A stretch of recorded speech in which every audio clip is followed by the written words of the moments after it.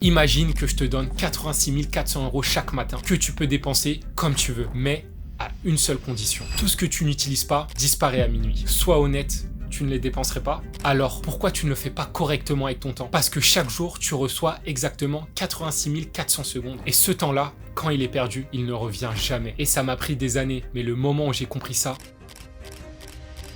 waouh, c'est vraiment devenu un super pouvoir. Et dans cette vidéo, je vais te partager des stratégies, des méthodes scientifiques, des expériences et des valeurs très peu abordées sur YouTube pour que tu puisses récupérer ton temps et enfin profiter pleinement de ta vie.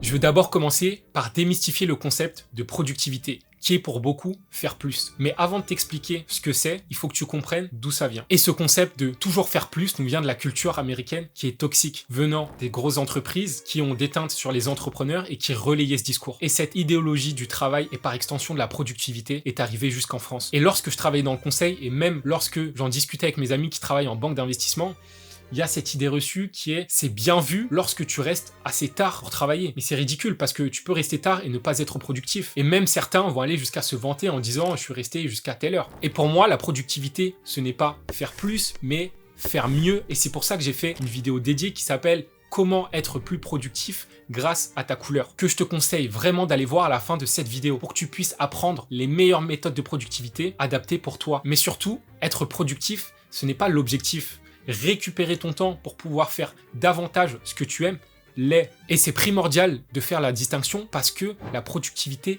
est un moyen, pas une fin en soi. Et la première chose qui va te permettre de récupérer ton temps, ça va être de savoir gérer correctement ton niveau d'énergie.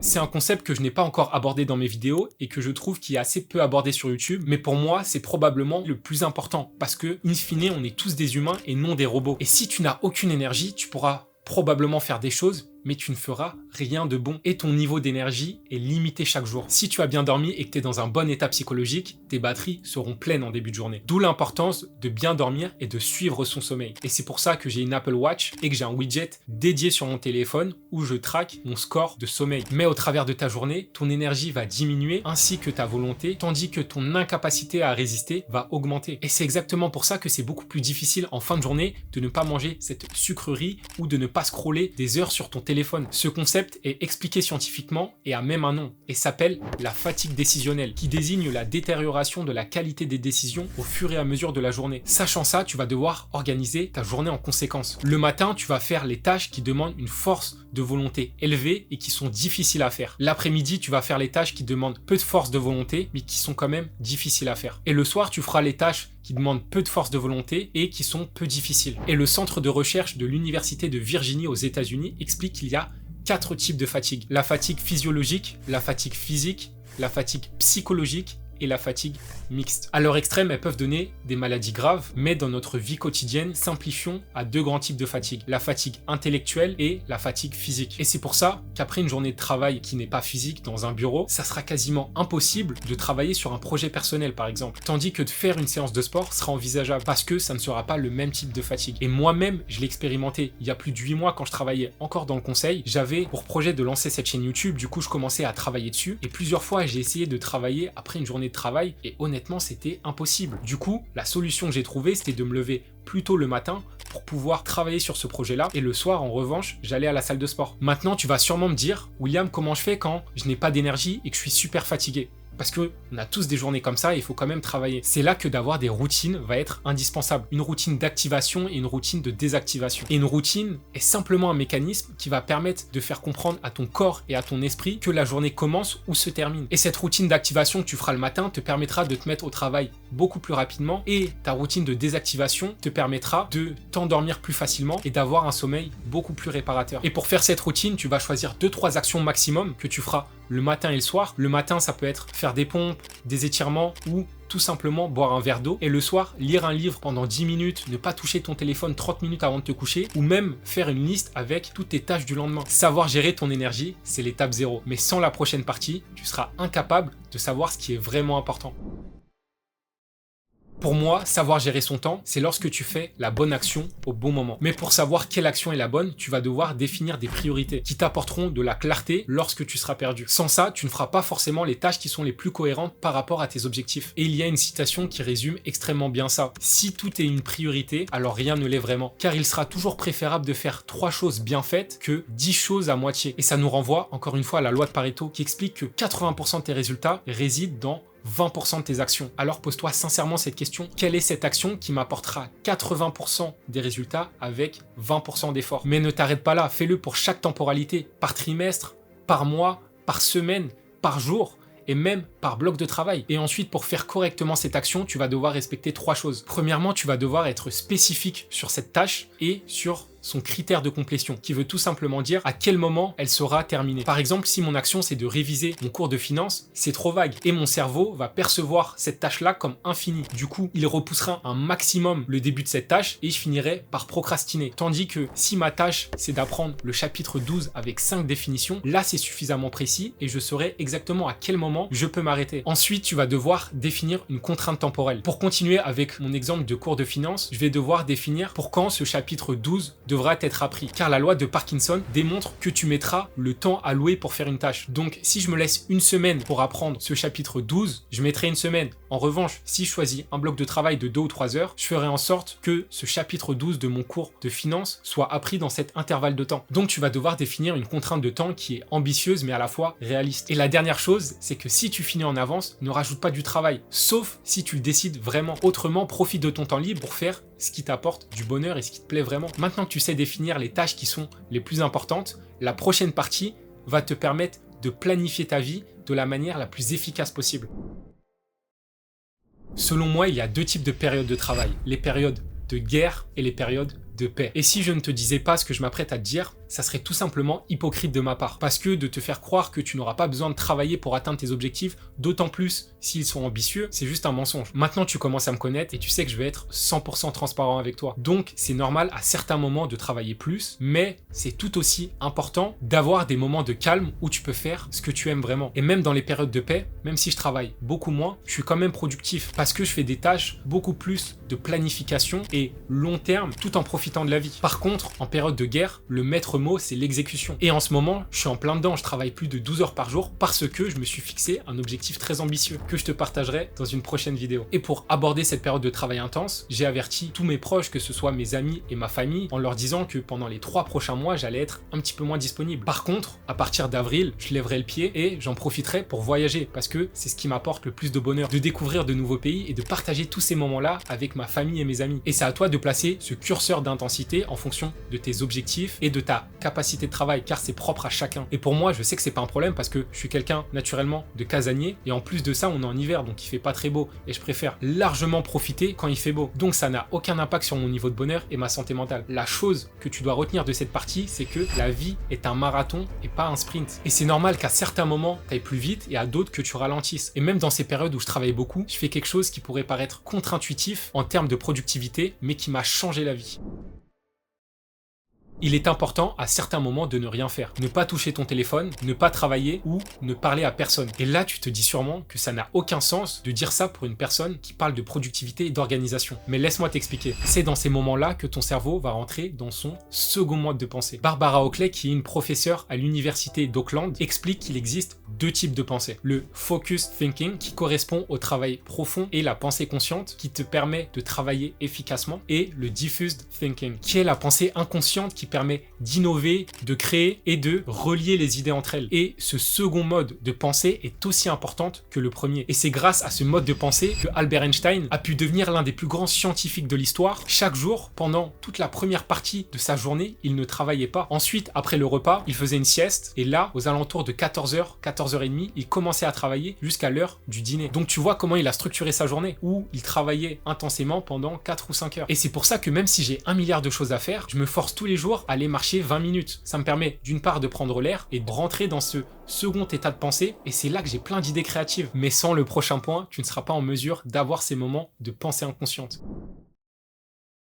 La plus grande erreur que tu puisses faire, c'est de ne pas connaître la valeur de ton temps. Parce qu'on a tous un temps donné sur Terre. Donc de ne pas en tirer pleinement profit, c'est tout simplement du gâchis. Et c'est pour ça que je m'efforce de créer les vidéos les plus qualitatives possibles, parce que je sais que tu me fais confiance et tu me donnes la chose qui a le plus de valeur, qui est ton temps. La règle que je vais te partager, je l'ai découverte dans le livre Essentialisme de Greg McKeown, que je te recommande vraiment de lire, qui va te permettre de faire plus en moins de temps. Donc si ce livre t'intéresse, je te mettrai le lien en description. Et dans ce livre, il explique l'importance du nom. Et moi, j'ai encore poussé ce concept plus loin, avec le nom par défaut. Je pars du principe que tout est un nom, sauf si j'en ai vraiment envie. Donc ça élimine le oui mais ou le ouais ou je sais pas trop. Si ce n'est pas un grand oui, c'est un non. Car pourquoi faire quelque chose que tu n'as pas vraiment envie de faire? Et ça pour tout, un voyage, une activité, une sortie. Et je sais à quel point ça peut être difficile, parce que ça l'a vraiment été pour moi. Je suis une personne foncièrement gentille, et ça me faisait plaisir de faire plaisir aux autres. Mais il y a un aspect primordial que l'on oublie trop souvent. C'est qu'un oui pour quelque chose, c'est un non pour autre chose. Donc, ça te permet de réaliser que chacune de tes décisions, c'est un arbitrage, avec pour conséquence une autre chose que tu ne pourras pas faire. Et cette chose, ça peut être aussi simple que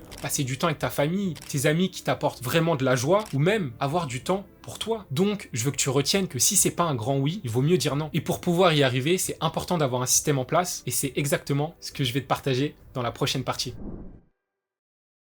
Il y a plusieurs années, lorsque je cherchais des vidéos YouTube sur la productivité numérique, j'ai fait 2 constats. La première chose, c'est que je trouvais difficilement des bonnes vidéos en France, donc j'étais obligé de regarder des vidéos en anglais et en espagnol. Et la seconde chose, c'est lorsque je tombais sur ces vidéos qui étaient bien dans la forme, j'avais l'impression d'être face à un expert qui m'expliquait toutes les meilleures fonctionnalités de mon téléphone ou de toutes les applications sans m'expliquer pourquoi elles étaient importantes et comment je pourrais les utiliser. Et maintenant que je fais des vidéos sur le sujet, je m'efforce vraiment de t'expliquer l'usage et le bénéfice concret que tu peux en retirer pour ta vie et ton organisation. Parce qu'entre nous, c'est sympa d'avoir un téléphone avec des couleurs et des raccourcis, peut-être ta grand-mère sera épatée, mais c'est pas du tout le plus important. Et c'est pour ça que je t'invite, lorsque tu suis mes vidéos sur l'organisation numérique, de te demander est-ce que la fonctionnalité que je te présente est utile pour ton cas? Parce que je te partage mon système qui fonctionne le mieux pour moi et qui fonctionnera pour 80 ou 90% des personnes. Mais si tu as des besoins spécifiques, n'hésite pas à te demander si la fonctionnalité est vraiment utile et si elle ne l'est pas, de trouver un moyen qui va répondre totalement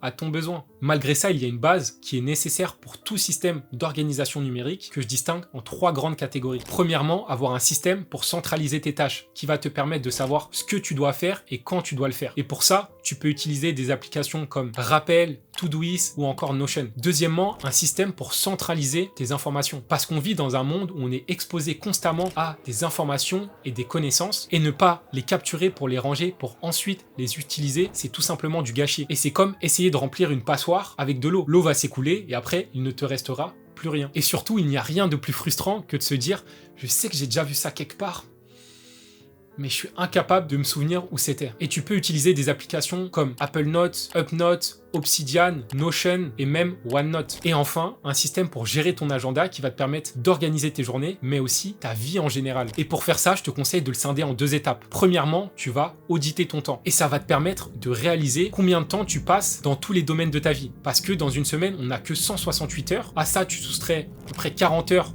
où tu dors, 40 heures où tu travailles et 16 heures où tu manges, qui sont non compressibles, après que tu as soustrait tout ça, il te reste un peu moins de la moitié. Et pour réaliser où part ton temps, je te conseille vraiment l'app Toggle, qui est une version gratuite qui est amplement suffisante, qui va te permettre de créer des blocs en fonction des activités, des actions que tu as faites dans la journée. Et à la fin de la semaine, tu auras une sorte de récapitulatif et aussi un découpage en pourcentage pour savoir 60% de ton temps, tu le passes à travailler, 15% à voir tes amis, 10% à faire du sport, et ça va te permettre d'avoir une vision d'ensemble sur le découpage de tes semaines. Et après que tu auras fait ça, tu auras une vue d'ensemble sur ton agenda et ça te permettra de planifier tes semaines en essayant de te rapprocher le plus de ta journée idéale. Et pour faire ça, il y a plein d'apps. Tu peux utiliser Apple Calendrier, Google Calendar ou encore Structured. Maintenant que tu as planifié ta semaine en fonction de ta journée idéale, la prochaine partie va te permettre de récupérer ton temps pour faire davantage de choses qui te plaisent.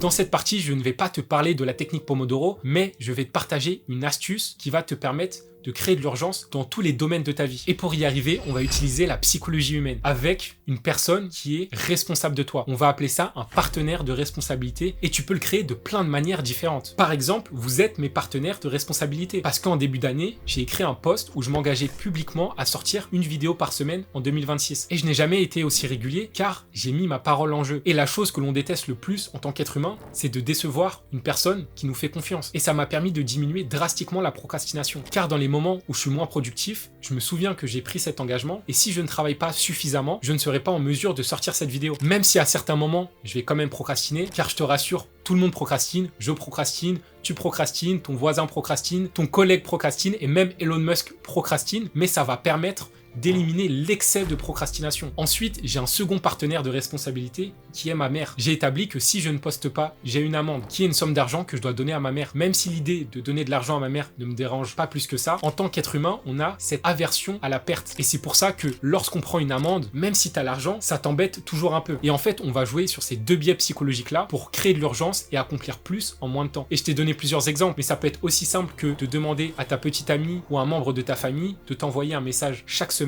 pour te demander si tu as bien fait la tâche que tu avais dit que tu allais faire. Si cette vidéo t'a plu, va voir celle-ci, elle va te plaire tout autant parce que je te partage les meilleures techniques de productivité pour toi. Et surtout, n'oublie pas, la productivité est la clé vers la liberté. Je te dis à très vite pour une prochaine vidéo.